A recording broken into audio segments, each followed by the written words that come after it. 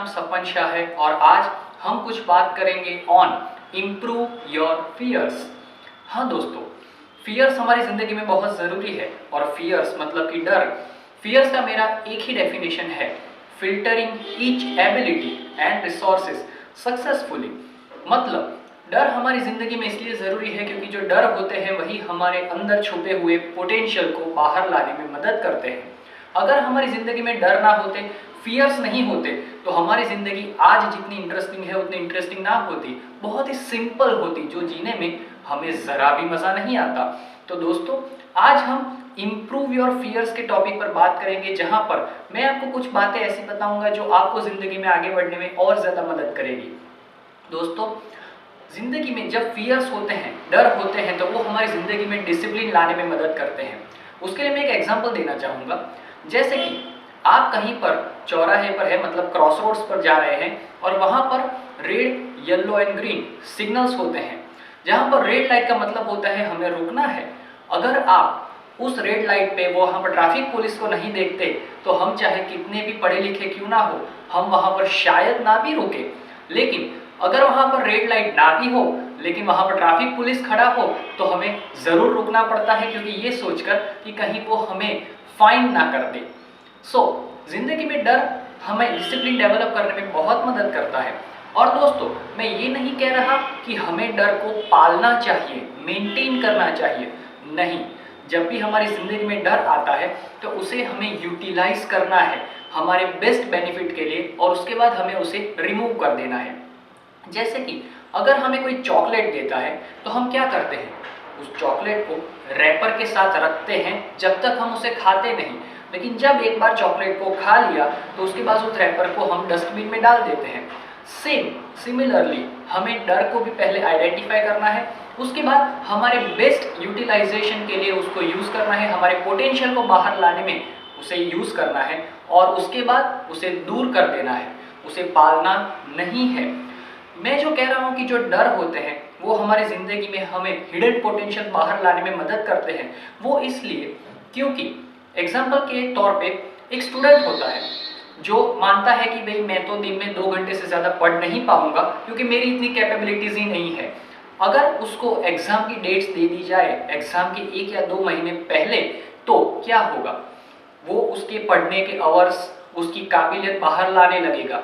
जैसे कि वो रेगुलरली 2 घंटे एवरेज पढ़ता है, लेकिन एग्जाम के 1-2 महीने पहले वो 6-6 घंटा बहुत ही आसानी से पढ़ पाता है, देर रात तक पढ़ पाता है और सुबह जल्दी उठकर भी अपना होमवर्क खत्म करता है, रिवीजन करता है। ये उसे भी मालूम नहीं होता, उसे लगता है कि भी एग्जाम में जो स्ट्रेस होता है वो है, लेकिन नहीं, उस एग्जाम में उसे फेल होने का डर है और उसी डर की वजह से वो और ज़्यादा अपना आउटपुट बढ़ा रहा है। दोस्तों, उसी तरह से हमारी ज़िंदगी में अलग अलग स्टेजेस पर हमारे डर बदलते जाते हैं। जैसे कि हम जब छोटे बच्चे थे तब हमें शायद गिरने का डर था, आवाज़ का डर था, लेकिन जैसे जैसे हम बड़े हुए हमारे डर भी बदलते गए। फॉर एग्जाम्पल, हम जब स्कूल में आए तो हमारे डर बदल गए कि भाई हम एग्ज़ाम में फेल ना हो जाए, कहीं पर टीचर की डांट ना पड़े, होमवर्क नहीं किया तो कहीं पनिशमेंट ना मिले। उसके बाद जब हम कॉलेज में आए तो हमारे डर बदल गए कि भाई हमें ग्रेजुएशन के बाद किस तरह से आगे पढ़ना है, किस तरह की जॉब ढूंढेंगे, कैसे हम इनकम हमारी जनरेट करेंगे। उसके बाद जब हमें जॉब मिली या हमने कोई कामकाज शुरू किया तो हमारे डर फिर बदल गए कि भाई हमारे परफॉर्मेंस में कहीं कमी ना आ जाए, कहीं जॉब कर रहे हैं तो बॉस की डांट ना पड़ जाए, कंपटीशन में कोई आगे ना बढ़ जाए। हमारे डर हर जगह पर बदलते रहते हैं, लेकिन हमारा प्रॉब्लम यही है कि हम हमारे डर को यूटिलाइज नहीं करते और एक डर को रिमूव नहीं करते और दूसरा डर आ जाता है। हम उस डर को लिए के साथ लेकर ही हम चलते हैं, हम उसे दूर नहीं करते।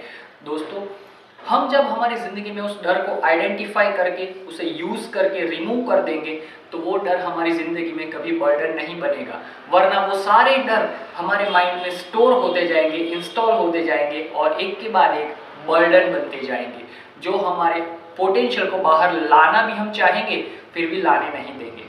दोस्तों, उसका एक ही सॉल्यूशन है, क्योंकि डर को हम रोक नहीं सकते, डर तो हर सिचुएशन में आना ही है और हर एक की ज़िंदगी में डर अलग अलग सिचुएशन पर अलग अलग आते हैं। डर को सबसे पहले आइडेंटिफाई करो, उसे यूटिलाइज करो अपने बेस्ट बेनिफिट के लिए, हमारी कैपेबिलिटीज़, हमारी काबिलियत को बाहर लाने के लिए। और तीसरा, जब हम वो काबिलियत को पहचान ले, उसे अमल में ला दे, तो उस डर को रिमूव कर दो, उस डर से आज़ाद हो जाओ कि जिससे आप और एक अच्छी सिचुएशन में आगे बढ़ने के लिए तैयार हो सके। दोस्तों, यहाँ पर हमने जो भी बातें की डर के बारे में, तो मैं आशा रखता हूँ कि उसे आप अमल में लाकर अपने डर को आइडेंटिफाई करके अपनी ज़िंदगी को बेस्ट यूटिलाइज करेंगे, अपनी ज़िंदगी को और भी बेहतर बनाएंगे। अगली बार कुछ नई बातें करेंगे। अब तक के लिए thank you, have a great day. मेरी तरफ से यही ख़त्म करूँगा।